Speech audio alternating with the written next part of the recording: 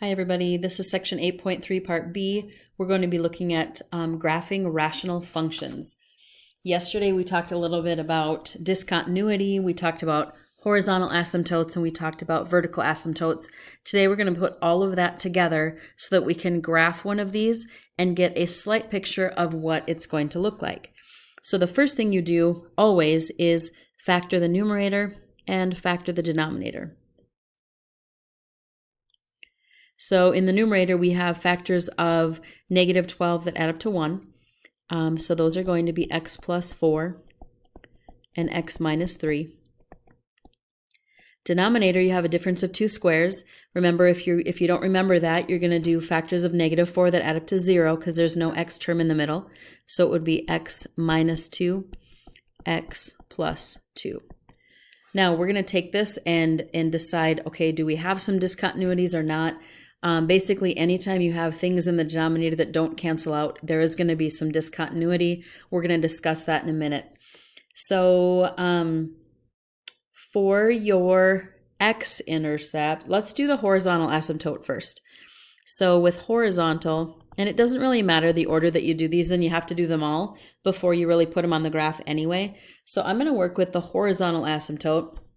And I'm going to look at this part right here because you can kind of tell the degree of that before you, before you actually factor it out. So the degree of the numerator is a 2. Okay, so numerator degree is 2. The denominator degree is, and I should use m and n, that's what they use in the book. So m is 2. N is also 2, and when they're the same, you layer them. So it's going to be 2 over 2, which leads you to y equals 1. So your horizontal asymptote is y equals 1. So I'm going to draw that one in here, and this graph paper I chose is not very good. But remember, when you're doing asymptote lines, you're doing dotted lines, not solid lines, not squiggly lines, dotted lines. For the vertical asymptote, we look to where are those zeros going to happen in the denominator. So one of those happens at x minus 2 equals 0, which gives you x equals 2. The other happens at x plus 2 equals 0, which gives you x equals negative 2. So then we put dotted lines on both of those.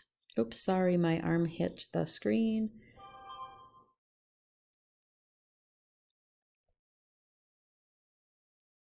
All right, so at 2 and negative 2. All right, so we have our asymptote lines kind of mapped out. Usually these stay in the parts between the dotted lines or outside the dotted lines, but usually they don't cross over, but that's not always true. So we have our vertical asymptote. And when you guys are doing these, you'll want to define which one is which. And then we go to the x-intercept next.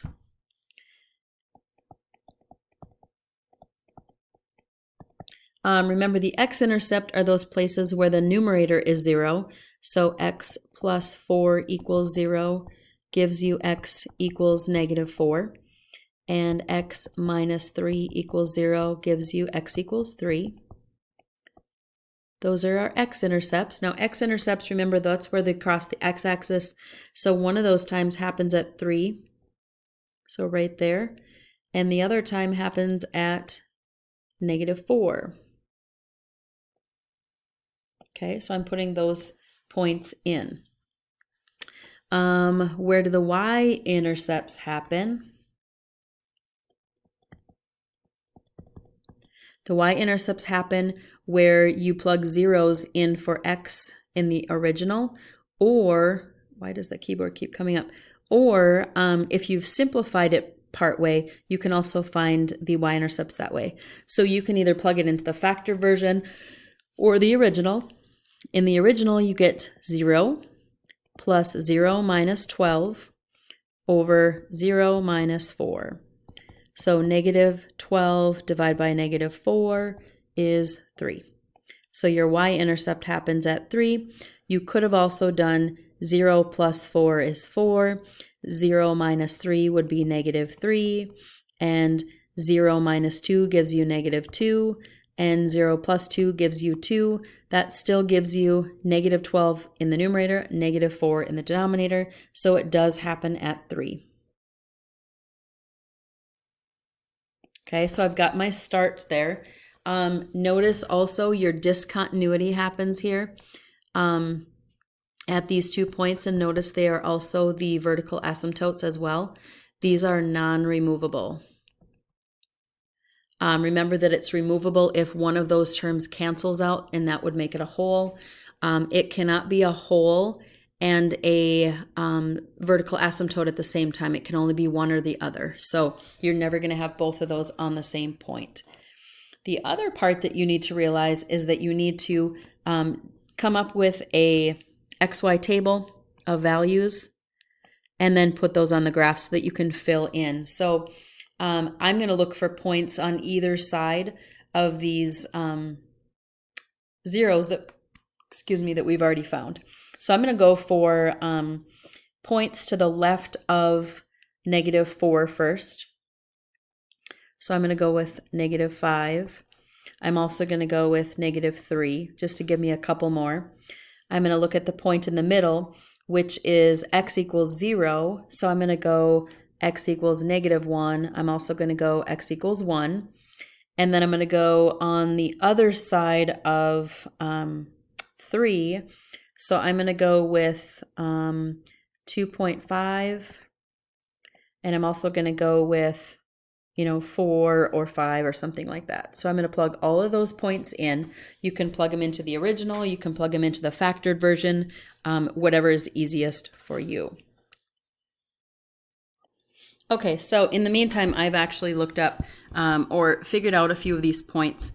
What you're going to do is you're either going to plug these points into the factored version, or you can plug it into the original version. Whichever one you do, you're going to get the same numbers. I did points on either side of the zeros that we already have, or the x-intercepts and y-intercepts. So at negative 5, it's 0.4, and my graph paper is bad, so I apologize for that. So 0.4, and then at negative 3, it's negative 1.2.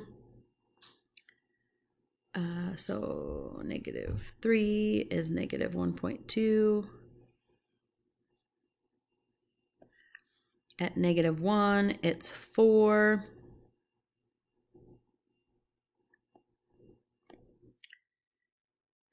At positive 1, it's 3.3.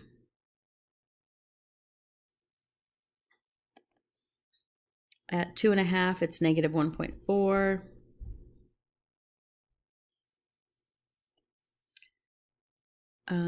At 4, it's 0.7. And you can kind of go from there. So notice how with each of these, you're going to kind of just draw them in. And this is just a little sketch. So you don't have to be super exact, but you do have to do points on either side so you kind of know the shape of it. On a test, I would tell you how many points you needed on each side of these x and y intercepts, but for now, we're just going to draw them in. If you actually look at the graph of it, it actually goes over top of these asymptote lines, but when we're just sketching, we're just going to put it in like this. So we'll just go like that. If you wanted more exact points, you could kind of see where it is. With this one too, make sure it looks like a smooth curve, like that. And on the inside, it's going to go up, down, and then back up, like that. So that's a quick little sketch of what this one looks like. It's a lot of stuff going on. You kind of have to be careful. If you don't put those asymptote lines in there, you're not going to know kind of what to do, and you can't connect them all. So let's try one more. This is your got it question. If you want to pause the video right here, you can try it on your own, and then you can check your answer when you're done. So what is the graph of x plus 3 over x squared minus 6x plus 5? We're going to factor the denominator. And we get x minus 5 x minus 1. We're looking at factors of positive 5 that add up to negative 6. So they both have to be negative. Nothing cancels out, so there are no wholes. What we're going to do is the order that we did last time. Let's find the horizontal asymptote first. The horizontal asymptote has to do with the degree of the numerator and the degree of the denominator. The numerator m is 1. If you look at the exponent on that highest x, the denominator is 2. So this time m is less than n. If you look back at the rule that we had, that states that the y asymptote is at y equals 0. Or the horizontal asymptote is at y equals 0. So let's put that in right now. I'm going to put my y asymptote right now as a dotted line. And then I'm going to put my vertical in here as well. So that's just my xy axis. My y, excuse me, my x-axis happens to be a horizontal asymptote. That's why I have it dotted. The vertical asymptote has to do with the denominator item set equal to 0. So x minus 5 equals 0 gives you x equals 5. And x minus 1 equals 0 gives you x equals 1. So those are the two spots on this graph paper where your vertical asymptotes are. So we'll do a dotted line on 1 and a dotted line on 5.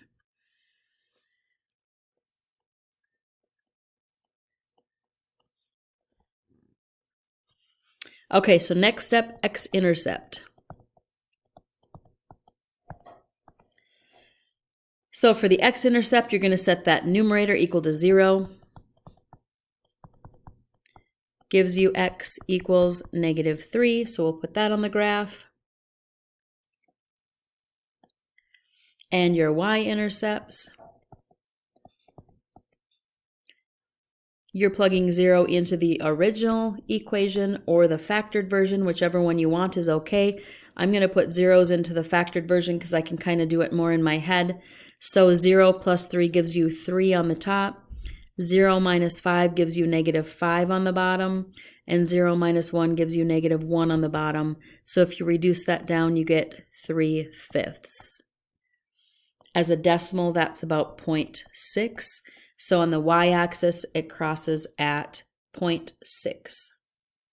Okay, so those are in there. Now we need to find our table of values. We might have to do quite a few for this one because we don't really have a lot to go on. So I'm going to pause the video and plug some points in so you don't have to listen to me doing that. I'm plugging the points in either to the original one or to the factored version. Okay, so I went ahead and did quite a few points here. I did lots of points from 2 on. Remember, we had a vertical asymptote at 1, so I did points in between those two asymptotes. So I did 2, 2.5, 3, and 4. I skipped over 5 because that's an asymptote line, and I did a few points on the right. We also need to do points on the negative side of things, so I plugged in negative 1, 2, and negative 4. I do have negative 3 in there, but we already knew that one, so that one really doesn't matter. So now let's start putting them on the graph a little bit. So negative 4 is just under that asymptote line. It helps if your graph paper is a little bigger, but we'll make do. At negative 3, we have that one. Negative 2 is 0.1. So just above that y equals 0 line. Negative 1 is 0.2. Again, those are going to look like they're kind of, in the middle. And if we actually did 0.5, we would see that it kind of goes like this. Make it a pretty small or pretty smooth curve. Now notice there's an asymptote there. You can't have points on the asymptote line, but you can have points that go through it. So just because we have that -3, 0 there, it's okay if your line goes through it. You just can't have a bunch of points that are on it that actually make sense. Now we're going to go between them. So 2 is at -1.7.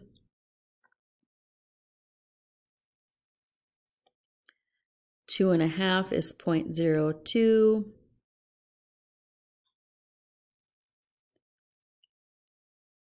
3 is at negative. I think that one should be negative also, because this doesn't make sense. I'm pretty sure that's negative. Let me check my calculator quick.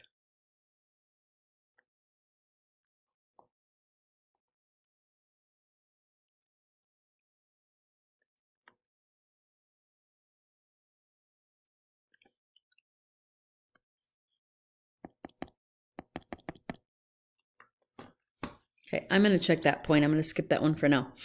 All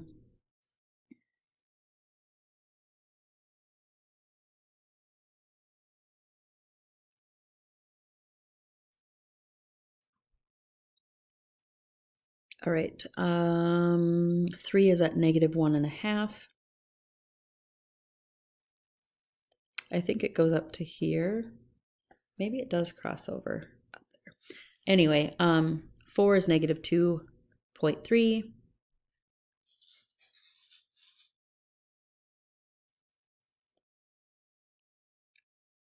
6 is at 1.8.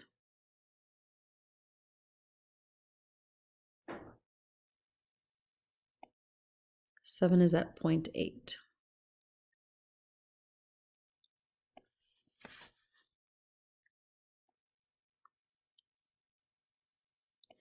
This line right here that I just drew in, I think actually goes, could go below it, but we didn't do points there, so we don't really have to worry about that.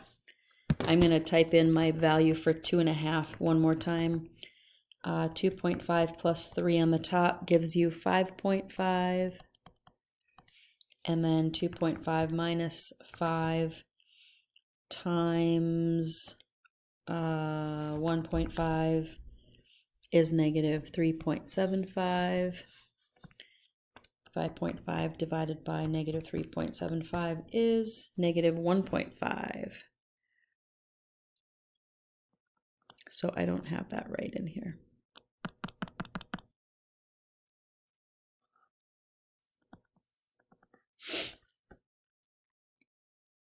Okay, so basically it's going to go like this and come back down. Okay, so that's kind of what that one looks like. So notice though, your asymptote lines are kind of barriers to your graph. Sometimes it might go over. If you're not sure if it does, you might want to do just a few more points. But again, this one on the right side, I'm not really sure if it goes over or not, but I do have the shape of the graph, and that's kind of what we're concerned with, and looking at what those different values are. The main things we want to look at is there is discontinuity here. And those values happen in the denominator, so that kind of determines what your graph looks like. The only difference if you had this versus a whole, when you look at your whole values, there might be an x plus 3 on the top and an x plus 3 on the bottom so that they cancel out. And then you would draw your values up to that point, and for that value you'd put a circle on it, like an open circle, and then you'd keep on going. And it just means that when you get to that particular point, it jumps over, and then it keeps on going.